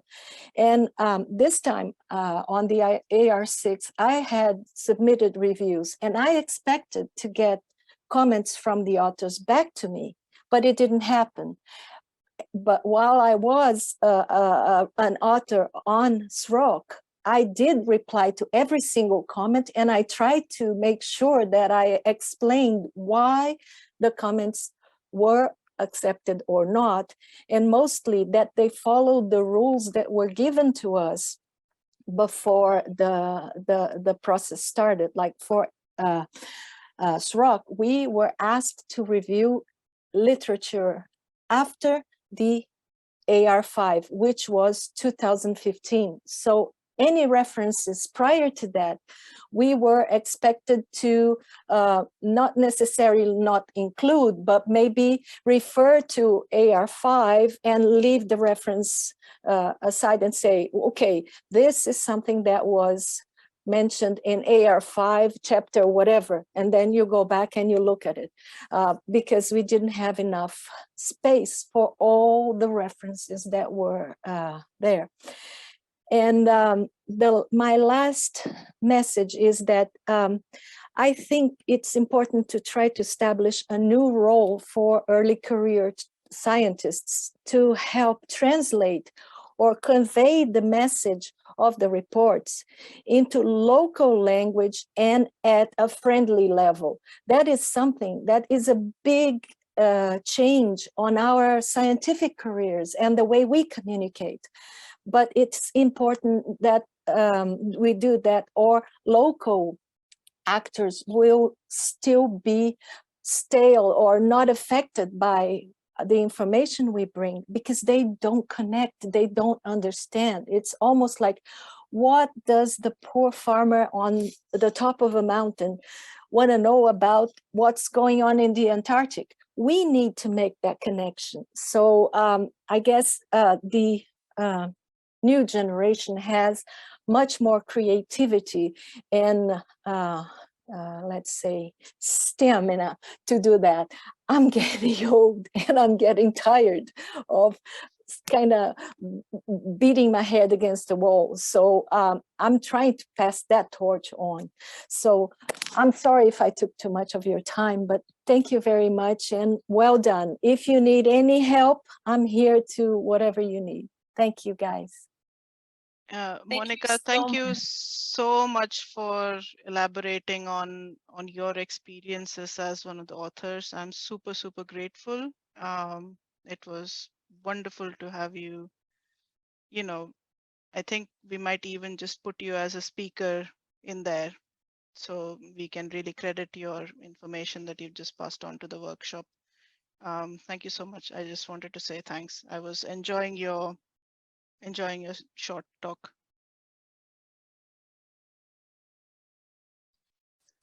Yeah, I'd echo that sentiment. Thank you very much. I appreciate your intervention there. Whoop, sorry. That is my timer saying that we need to make sure we leave some time for discussion. In case anyone in the audience, I would encourage you to put any questions you have in the chat for our speakers, including Monica, who clearly has a very deep knowledge of the IPCC process.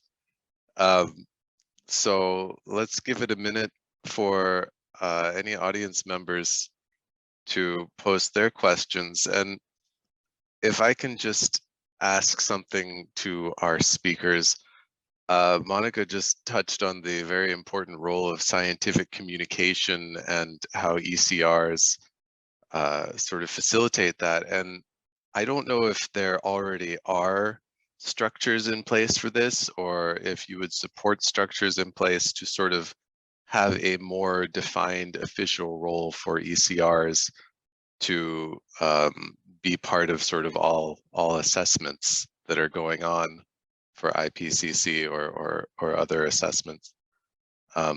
Is that something that should be more defined, or is that still sort of an informal thing, and does it work well enough? Gwen, do you want to take this, or shall I respond?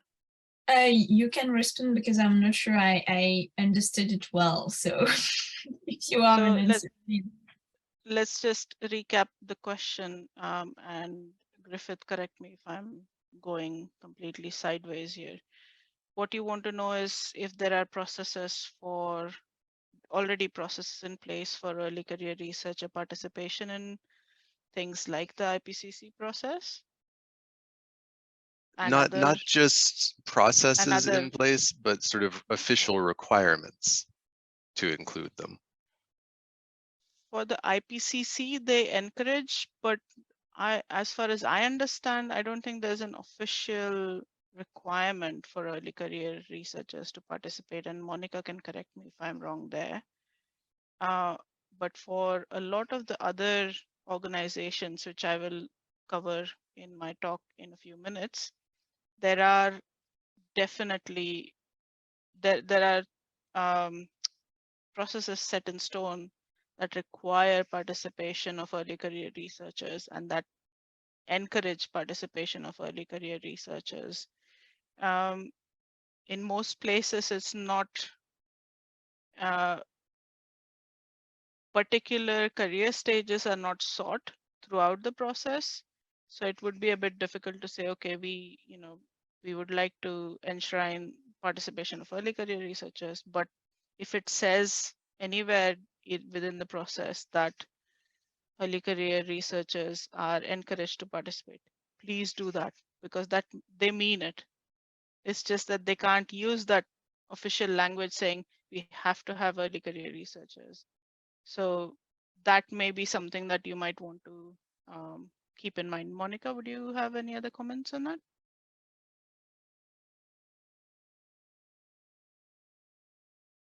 Sorry, I'm having a hard time turning on my mic.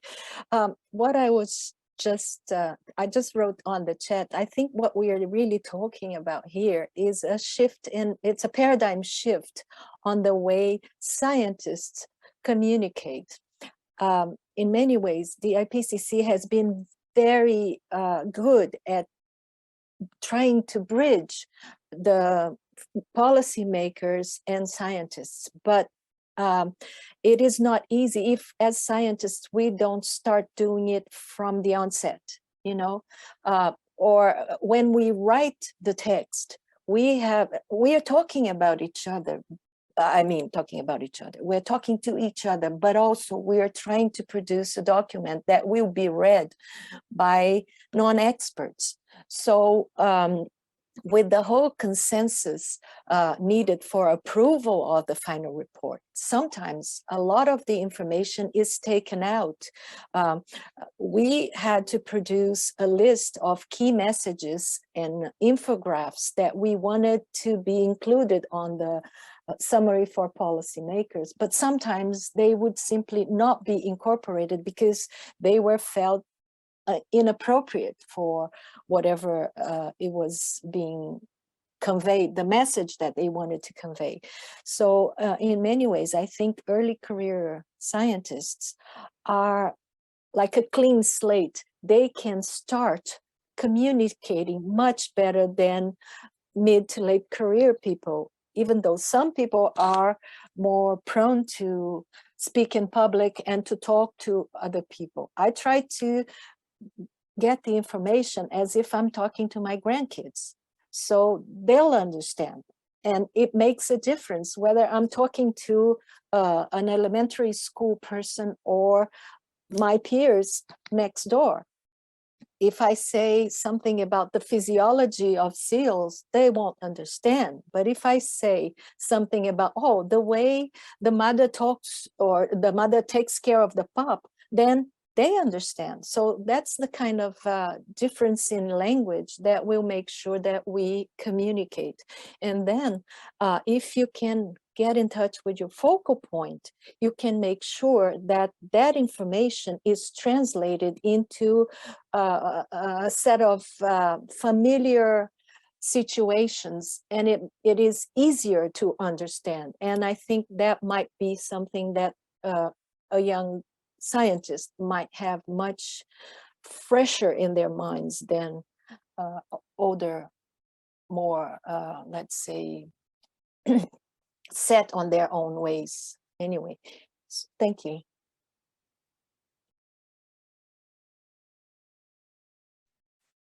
Thanks very much. I want to double check with Gwen that your sort of workshop demonstration can we consider that wrapped up? Yep, especially that Matthew and Jilda are not able to come back. So I think wrapped up what we wanted to do. So yes, Renuka, you can move forward. Okay, perfect. And just to sort of reiterate what Renuka is saying in chat, we have one more talk left. So we're going to wrap up this session by talking about some non-IPCC reporting standards.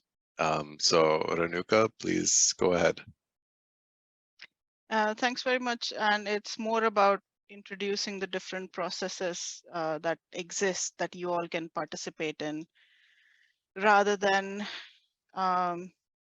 go into the nitty-gritty of standards, because it might just then become far too detailed for this workshop, because individual organizations and individual processes have very specific standards that they stick to, and they may be different from each process. So I'm going to introduce a whole bunch of different things that have either happened recently or are about to happen, or and things that you can follow if you're interested, and a little bit about why you should follow these processes. So my name is Renuka Bade, and I'm the Executive Secretary of the European Polar Board. And I'm here on the request of the project SO-CHIC, which is Southern Ocean Carbon and Heat Impact on Climate. And I'm happy to speak to all of you at this workshop. So a lot of researchers, when they work on science, they think that they're, it's so easy for scientists, and I'm one of them, to get super involved in the science, and also not just the entire scope of the science, but the very specific small topic that we are involved in. But we don't work in a vacuum. We have to deal with policymakers, we have to deal with society that pays for our science. So what we really need to do, and what a lot of these processes involve doing, kind of like Monica was also saying, that we are standing in the middle of this trifecta of science, policy, and society. And this is why it is so very important for you as early career researchers to ensure that you're interacting in these many different processes with your science, and that leads to direct policy making and also benefits the society in the same brushstroke. Why should you do this? You can enhance the uptake of the knowledge that you develop as a scientist, as a researcher, and you ensure that it moves directly into public policy.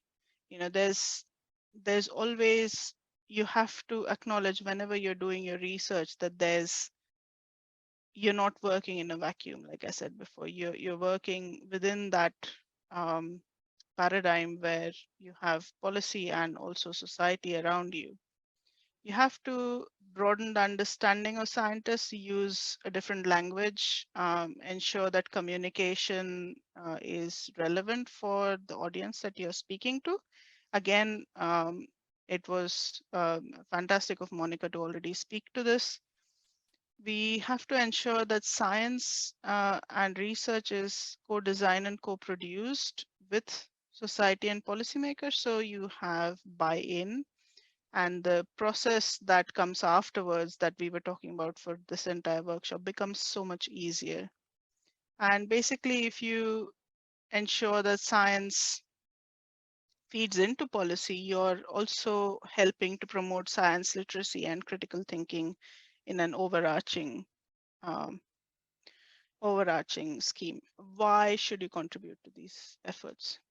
Your science can have a direct impact on policy. I will give you a few examples of where this has happened and why. This can also ensure that you get increased funding for your research.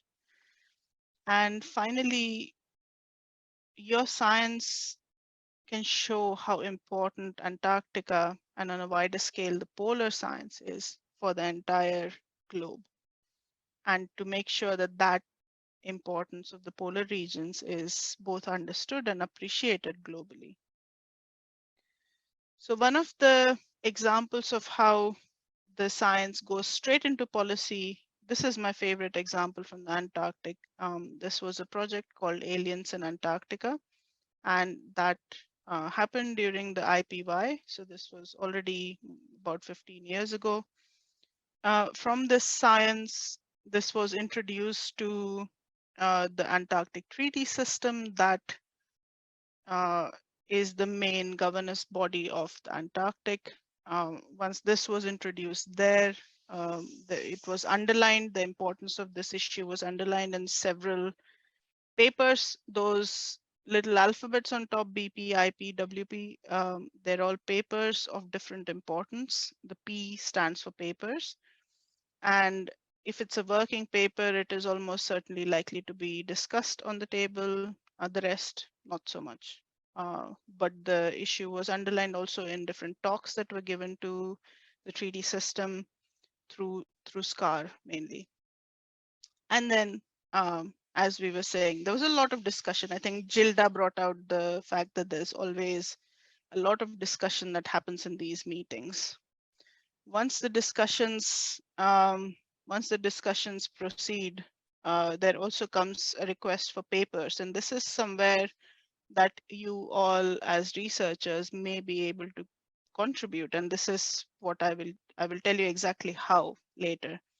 But there was a whole bunch of papers that came out from this, and that resulted in the non-native species manual that was produced for the 3D system that directly ensured that COMNAP, which is the Council of Managers of National Antarctic Programs, they made a checklist of the things that are allowed and the things that are not allowed to do when you're going to Antarctica, and to ensure that no species that don't exist naturally in Antarctica, they are not taken in. So there are no aliens in Antarctica.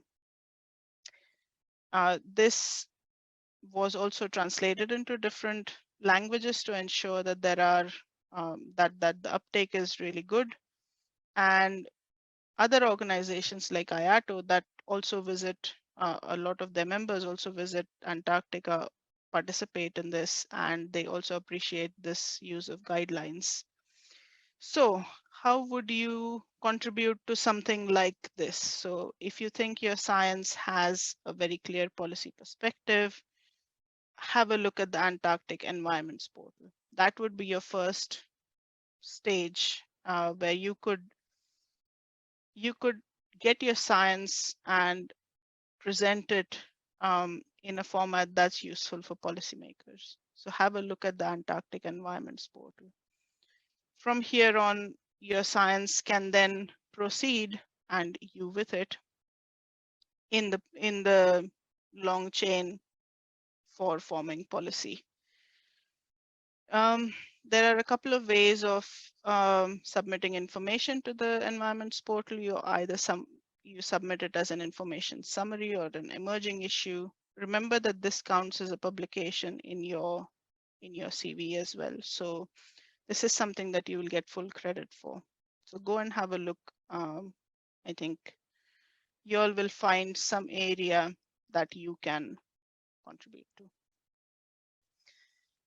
The second option that I spoke about was how these activities improve funding for science. The example here I produce is of the Antarctic and Southern Ocean Horizon Scan, and this was a very, very long process. It was nearly 2 years where we had a lot of input that was taken from every career stage. So I've put in a little graph there to show the different career stages, and we did have substantial, well, not substantial, but we did have good participation from early career researchers, but it didn't come easy. We had to go out and convince the researchers that they really need to participate.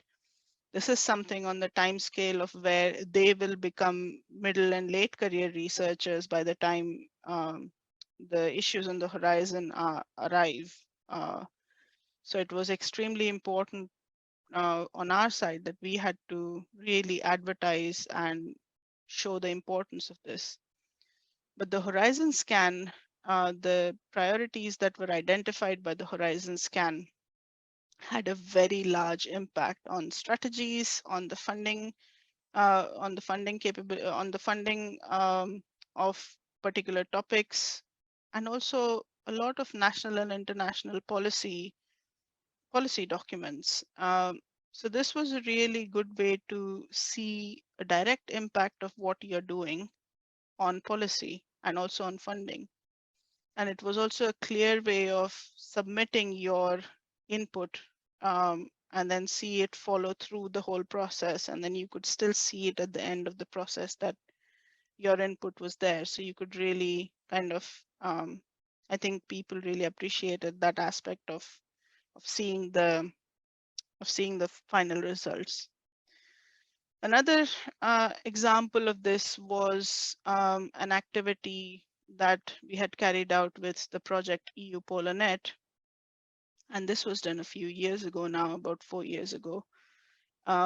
We followed a similar process like the Horizon Scan, where we went out and asked for input from everyone, including early career researchers. Again, here the participation of early career researchers was really encouraged strongly.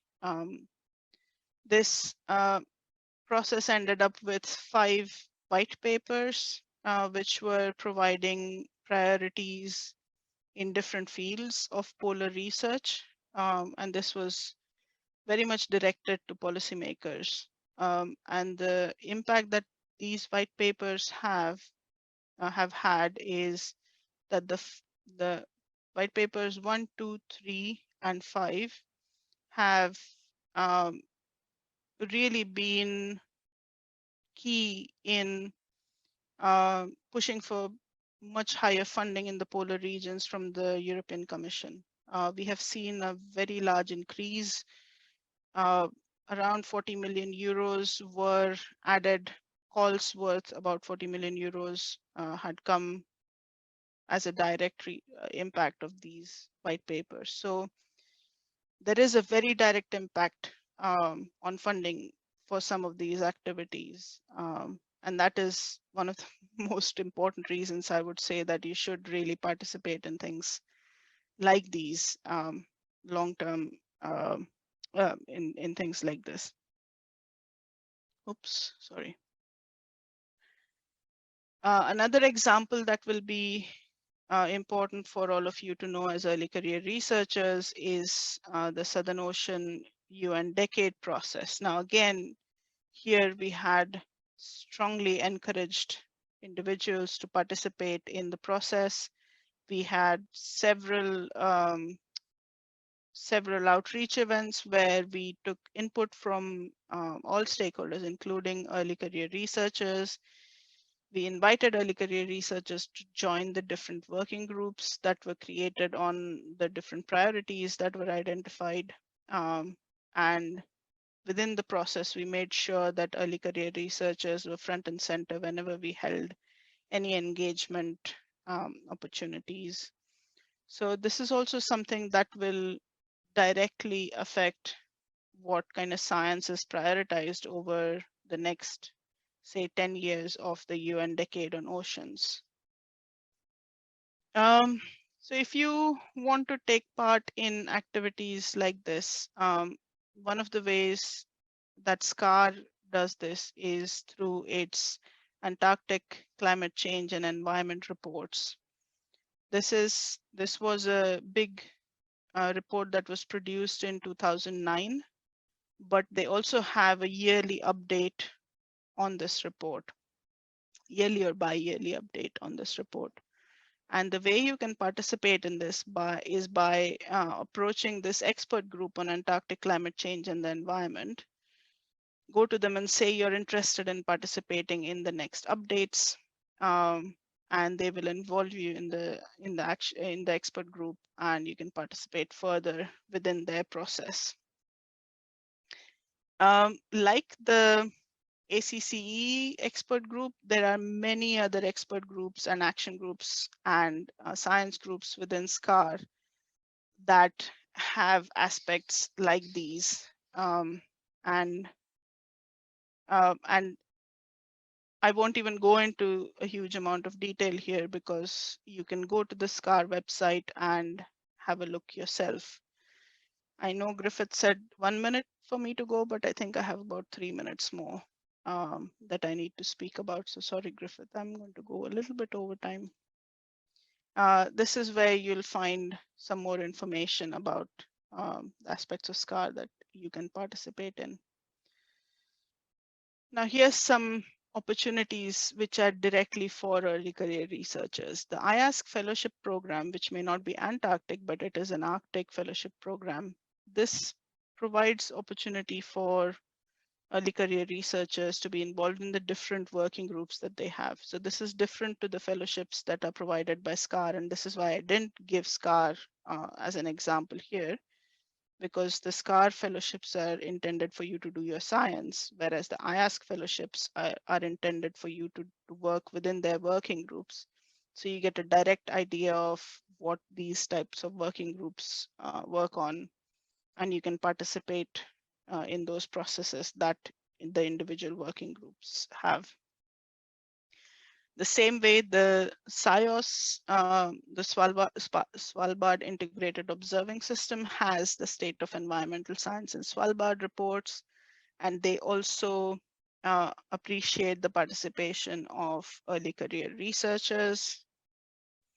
The same way you have something from the Convention on Biological Diversity, you have Global Biodiversity Outlook, which they used to produce every couple of years or so, but the last one of these was produced in 2020. However, they are now having a working group on the post-2020 Global Biodiversity Framework. So please do go and have a look at this as well. Similar to the IASC fellowship program, the IPBES fellowship program exists, and the fellows are an integral part of the IPBES assessment chapters, and they collaborate with the coordinating lead authors and also the lead authors in developing sections or parts of chapters. So this is, again, another way to really embed yourself within the process of IPBES. So I would definitely underline the importance of having a look at these, seeing how to get involved, how to apply for these fellowships, and how to get embedded, particularly if you're working in any aspect of biology. This would be something really important for you to look at. Another thing from IPBES is if your research or your interests have or include something about future scenarios and their development, then the IPBES Nature Futures Network framework is currently looking for nominees, experts to participate in their workshop, which should be in a couple of months from now. And like Monica was saying, a lot of these organizations, you can nominate yourself in many, many different ways. So you really have to look at what you're interested in and find out the process of nomination for these different workshops or activities. For this particular Nature Future Frameworks workshop, it does not require your organization to be part of IPBES, which is quite rare for IPBES normally. Normally for any IPBES activity, you have to contact the national representative and be nominated that way. But for this Nature Future Frameworks workshop, you can just ask your organization to nominate you directly if you're interested in that. So this is a little bit different than normal for IPBES. Another thing that's currently ongoing, and again, sorry, this is not Antarctic, but Arctic, is the Arctic Horizon Scan. So similar to the Antarctic Horizon Scan that I talked about, the Arctic Horizon Scan is being led through the University of Oxford Polar Forum, and they are currently looking for feedback. So have a look at that and see if you want to participate or provide input to that. So these are the last two slides. How do I proceed in this? Identify the opportunities that are available in your area of interest. So what is the area of interest that you have? What's your degree in? What kind of topics are you interested in? Identify the opportunities first. Understand the process of getting engaged within those opportunities.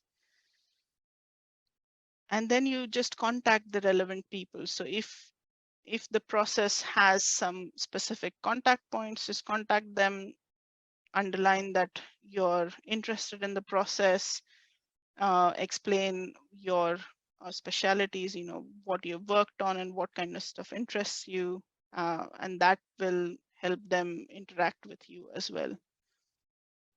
sign up to a lot of mailing lists, because that is how you get information about the different activities. And don't just sign up, but read those emails that come in, because those are really the first way of getting involved in anything, is getting information about that process. And a lot of times, if you don't want to get involved in the entire process, you could also just participate in the different surveys. Surveys are very popular as a tool that are used by many, many different initiatives. Most of the initiatives that I presented to you today have used a survey. So you can respond to a survey, you can participate that way as well if you don't have enough time for participating in the entire process. And these are a couple of things to think about as I finish my talk. When you do your science, you have to kind of think about how your science leads to policymaking and the implementation of those policies, and who and how would be the stakeholders involved in this process. How would you involve the different stakeholders that you've identified? And also, how can policymaking affect or make better your science in Antarctica? So that's really something to keep thinking about. And thank you, Griffith, and I apologize for going a bit over time. That is okay. You occupy the privileged position of being my boss, so I can't reprimand you too much. But thank you very much, Renuka. And I want to thank all of our speakers, Gwen, and unfortunately Mathieu and Gilda still were not able to rejoin. Florence as well, and Monica, who was kind of thrown into the mix, but had very valuable contributions. So thank you to all of you. I don't know if anybody has any last remarks that they feel compelled to make. I'm happy to give another minute to anybody who wants to make any final points. But otherwise, Gwen, did you want to say something? I just wanted to say thank you for you all for organizing this and for the opportunity to participate. And thank you for the fruitful discussion, especially with Monica. And thank you, of course, for all the attendees of today. Yes. So again, I think in very non-technical terms, one of the main messages here is go and participate. It's good for you. It's good for science. It's good for everybody. And this concludes our workshop, part of SO-CHIC, organized with APECS, YES, PYRN, IPRN, and SUS. So thank you to all of our partners. The recording of this will be made available on the SCAR YouTube channel, and I will try and make sure that it's distributed widely. So thanks everyone once again, and I hope to work with you all sometime in the future. Thank you so much, Bye, everyone. Thank you very Bye. much. Thank you, everyone.